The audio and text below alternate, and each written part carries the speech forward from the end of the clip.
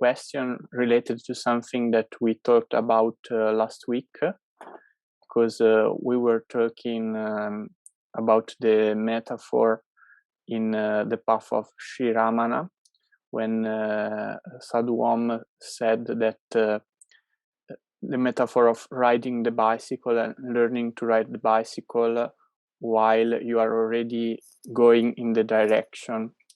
And he was saying that by doing self-inquiry, you are kind of both doing the purification of mind as well as the inquiry. And so it's suggested, or at least how I interpreted it, is that he suggested to do self-inquiry, and while doing it, you are also purifying the mind. Yes, it's true. It's true.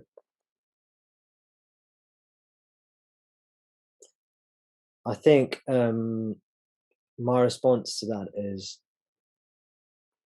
there are two ways in a way. You can do purifying the mind and then ask yourself, who am I?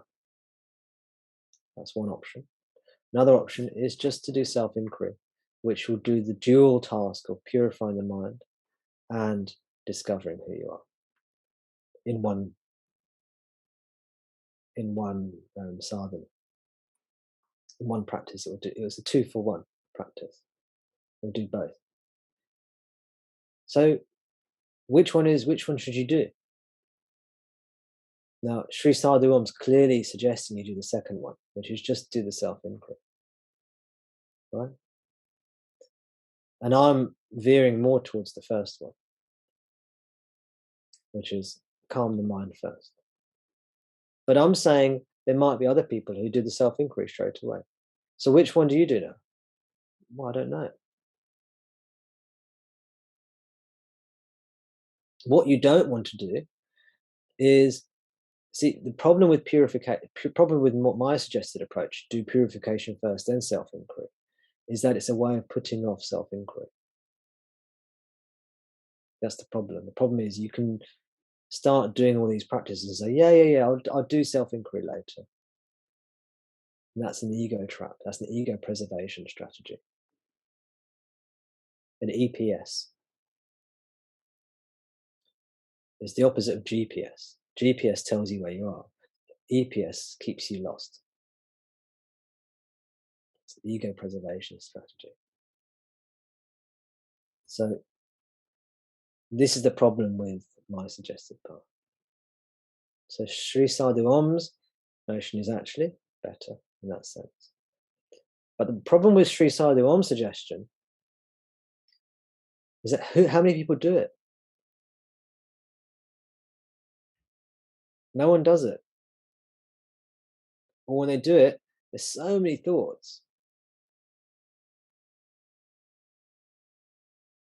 that it doesn't work very well. If you read Vichara Sangraham, which Ramana wrote,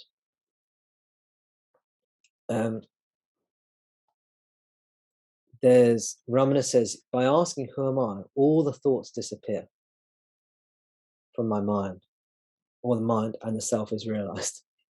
Yeah. And then the questioner replies and says, well, when I do who am I just get loads of thoughts coming. And then Ramana says, well, if you do who am I more, to whom does this thought appear? They will eventually disappear.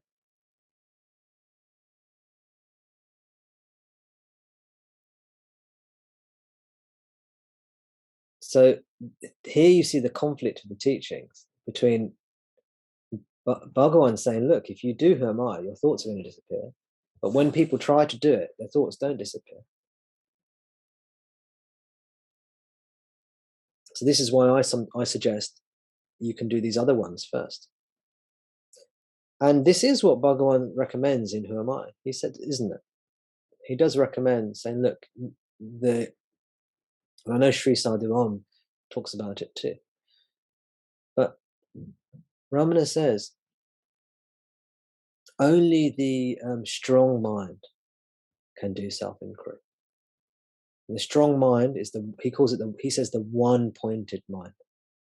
He says make the mind one-pointed first using these aids like breath control and concentration. And then once you've used these aids to strengthen the mind, I said to purify the mind, it's the same thing. Then you can do self-inquiry. Ultimately, as long as you come to self-inquiry as soon as possible, this is the key. When I say calm the mind, it doesn't have to take that long.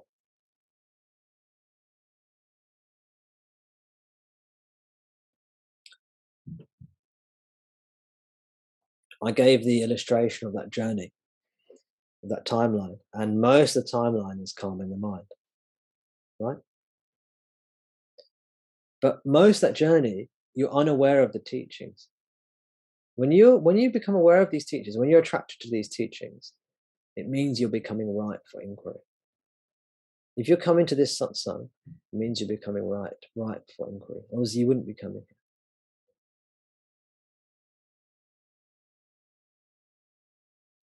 But just bear in mind what I'm saying about a calm mind. I don't know. I know it's not clear. I don't think what I'm saying is particularly clarifying, but maybe it's useful to you nonetheless, Massimo.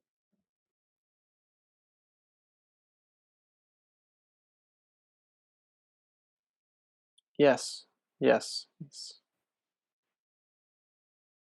Yeah, for what I've understood, you are suggesting another possible way, but which is not a prescription. It's just for someone could be best this kind of approach that you are suggesting, and for some other could be another kind of approach. I mean, between these two, which aim both to self-inquiry in the end. Yes, exactly. We shouldn't be too dogmatic. If we are, what actually happens is the ego is strengthened.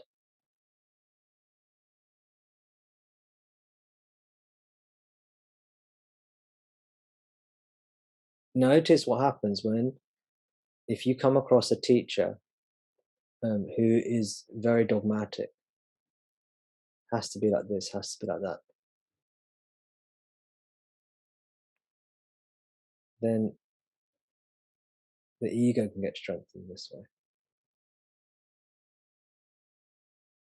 The reason I say that is what happens is that the mind, the ego, which is greedy for liberation, starts to practice in order to get somewhere, and that dynamic is strengthened. Whereas this is a falling back into yourself, letting go of the body mind world.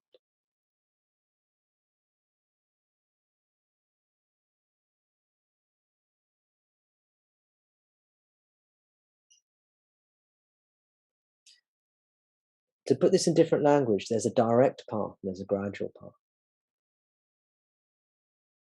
Okay, the gradual path is what I'm suggesting, which is purify, become still, then turn within. Direct path is turn within. You see?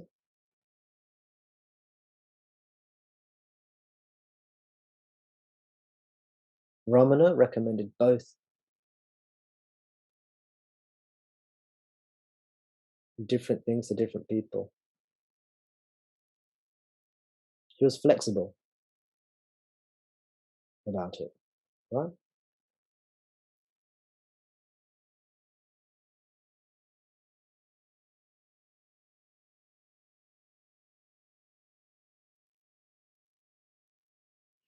If you remember, the key thing is identity, which is who am I?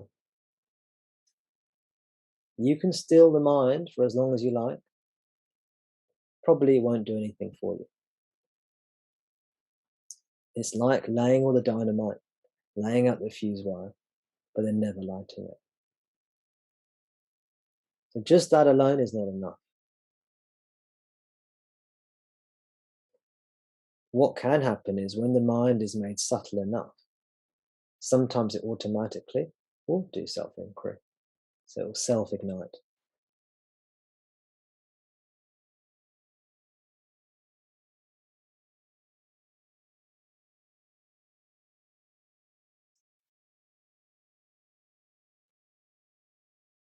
But the key is to light the flame of self-inquiry, which destroys everything, destroys mind, all name and form.